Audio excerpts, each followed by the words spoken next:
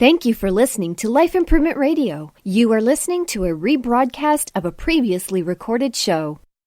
Well, I'm really excited to welcome the program author, Evelyn Trouillot. Evelyn, thanks for calling. Oh, thank you. Thank you for having me. I'm excited to have you too. And how are you enjoying the book fair so far?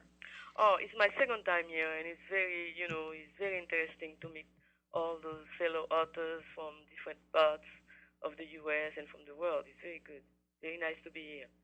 Well, absolutely, and that's what makes it international, Eric, right? And that's what, with our international audience of like 180 countries that listen to the program, and the ability to bring that international feel from the book fair, it's awesome, isn't it, Eric? Exactly, and it's great to be able to offer this content streaming all over the world.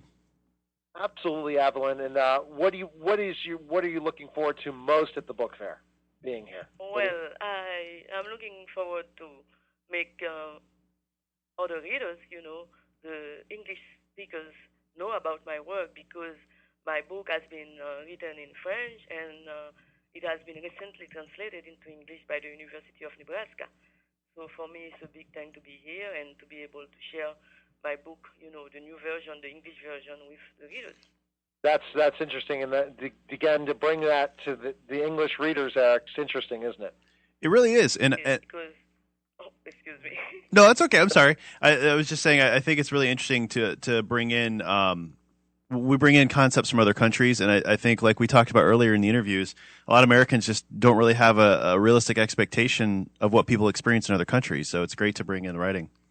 Yes, and that's why translation is very important, because one cannot read all the languages of the world. So it's good to have translated words, So it's a good thing. Exactly. Where did some of the inspiration to write the book come from? Like, where did you get some of the ideas? Well, this is a story that takes place in Domingue. Domingue is the name of the colony before it became Haiti. I'm from Haiti. So the story is taking place in the 1750s, before the independence of Haiti. And it's the story of a young woman who is a slave and who is trying to find her way, in a very brutal environment. So basically, that's the story. So my inspiration was from the history of Haiti. Interesting, and I guess the process of people learning about Haiti back in that time and what they've learned from it, right? In a lot of ways. Yes, exactly. Because when you think about Haiti, they usually think about the present, but they don't see that there are links between the present and the past, and it's important for people to look at it, in the whole context. The story is also a story of just a family, their love, love between family members, and the way that slavery can destroy a family, Because sometimes we have a tendency to look at slavery, as a big system. It was a system, of course, but they are individuals, they are human beings living that. And that's why I tried to do in the book, to show that the slaves, they were just human beings like everybody else. Yeah, and like we talked about earlier, with some of the authors, is it's really important to connect people, and for people to understand that everybody's just human, no matter what country or continent, race or ethnicity you come from. We're all the same. We're all human, and exactly. to tell those stories and share them is really important. And slavery here, especially in America, a lot of the foundation of this country was built on slavery. And to know what it was like in other countries and what it was like to experience throughout the world is vastly different than it was here. Yes, I think it's important. The thing that is different is that, for example, since Haiti was independent in 1804, my parents, my grandparents before them, they were all free. They were, Asian. And here it's not the same thing. So sometimes the American readers will ask me, "Is it the story of your family?" I say no. Sorry, that it's a fiction. It's not the story of my family. But it's important, to have that link and to have those similarities, brought to life, so people can understand that slavery, what it was, a very, inhuman system.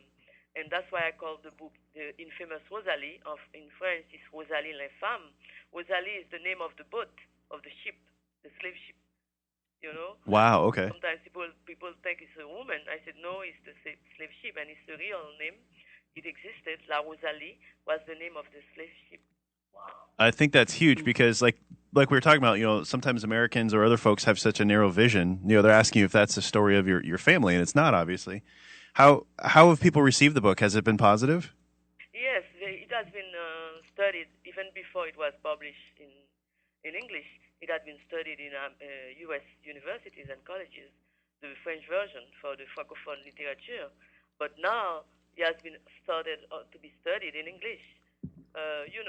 Because Caribbean, it touches the Caribbean studies, it touches the black studies, it touches slavery and history. So I think it has been well received, and I'm very glad about it. That's great. Very happy. Talking about the slave ship in general, I guess the travel was not very fun. I mean, very difficult, very challenging, horrible conditions, right? Yes, it lasted from 3 to 4 months, depending on the condition of the ships. And of course, the people were packed together, like animals. And it was very difficult for me because I had to research. All these, and find a way. I didn't want to say anything that was not realistic and that was not true historically. So I had to do a lot of research, and it was very hard to immerse myself into that reality. It was very, very hard. At a certain point, my husband said, "I don't want to learn anything about slavery anymore. I'm finished. I don't want to hear about it," because it was really a lot. It was really a lot of information, and it was very, very hard to process. So, and I had to select in that information which one I should take and which one I should keep for the book, because there was so much I learned while writing Rosalie Infamous. I can imagine. I would just the content research alone, I think, would be almost heartbreaking to see some of these stories and these personal experiences that you've had to recount and look through and to put together just for the book. It was. But at the same time, it was very, enlightening, because I learned that the people resisted. It's not a sad story only. It's a story of courage and dignity. The people find a lot of way to fight against the system, to fight individually, even before the revolution, to fight in many ways, to break the dishes, for example, to burn the clothes, and to poison the master, of course, also, but there are different ways to protest against the system. And I found, some type of courage and dignity in learning about that.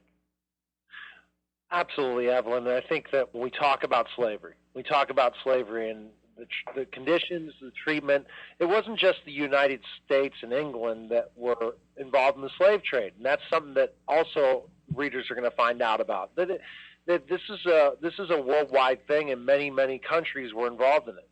Yes, of course. There was the Dutch, the Danish. Even though the people they talk about a lot more were English and France and Spain and Portugal, but there are other countries who benefited also from the slave. It was a very big worldwide, indeed, system, network, let's say. And people have to learn about it, not to blame anybody, but just to find out what history was, so we can move ahead. Eric, we talk about history repeating itself. We don't want history to repeat itself again. I think that's a key thing, isn't it, Eric? Of course not. Of course not. For these books, we have to show, because, again, people come up with these ideas, or countries that are backward in so many ways might say, hey, let's try this.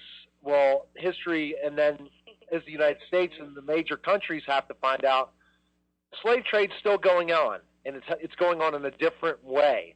And that people need to know that slavery's wrong altogether, Eric, and that her book's able to bring that out and for people to remember. Agreed. Yes, I think so. I think a lot of people are interested into that.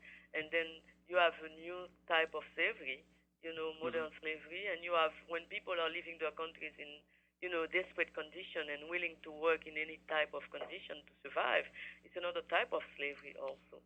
So it is, people have to be aware of that, And I think literature is a very beautiful and strong way to learn about other people. You learn so much from a book. When you read a book, You can follow a course of history, and you read one single novel, and you learn so much more about the culture of the people, the history, and everything. It gives you a sensibility, a sensitive way to approach a reality that is not yours. Exactly. It's definitely something that people need to find out in certain ways. And what are you going to be participating in the Miami Book Fair, Evelyn? What are you going to be doing? I have to present my book in less than an hour. I will have to present my book, and I'm on a panel with other writers, and that's it. And I assist to the other presentation, and I learn about other writers or the new writers that I didn't know about, because you cannot know about all the writers in the world, unfortunately. And it's a good way to meet other people. Absolutely. And the show, what you did to get this book out, and the success of the book, and now translating it into English and making sure that the people in the United States get the opportunity to read the book and learn from the past mistakes, the mistakes that we're able to make and that people have made in certain aspects and situations. So absolutely, Evelyn, I think that's a key component. Eric, that's the key component of all this, is that we learn from these writers, and it gives them a platform for sure, Eric. Exactly. It really does. And the writers learn also from exchanging with the readers. So I think it's a two-way thing. So it's very good. And you're looking forward to talking to the people of Miami, the fans that come out to this fair, about what you learned from writing this book and learning from others and your fans and their feedback, right? Yes, of course. I'm looking forward to it. And to exchange also, because there were three other writers on the panel. So we will exchange between ourselves also. Absolutely. When you're on a panel, you learn so much from the other people that have written. So, Evelyn, where can we purchase your book and learn more about you? Well, it is on Amazon. It has been published by the University of Nebraska. So it is on Amazon right now, I think, and Barnes & Noble also, I think. Well, excellent. Enjoy yourself in the Miami Book Fair. I appreciate you taking the time to come on, and keep the line open so our next guest can come on. Okay. So thanks for calling. Thank you very much for talking to you. It was nice. Thank you for listening to Life Improvement Radio. The views expressed by show hosts or their guests are their own and shall not be construed in any way as advice from Life Improvement Radio. We make no recommendations or endorsements for radio show programs, services, or products mentioned on air or on our website. Personal perspectives expressed by the producers, writers, or editors will always be presented as such. Any rebroadcast or retransmission without the expressed written consent of Life Improvement Radio is strictly prohibited. Thanks for listening.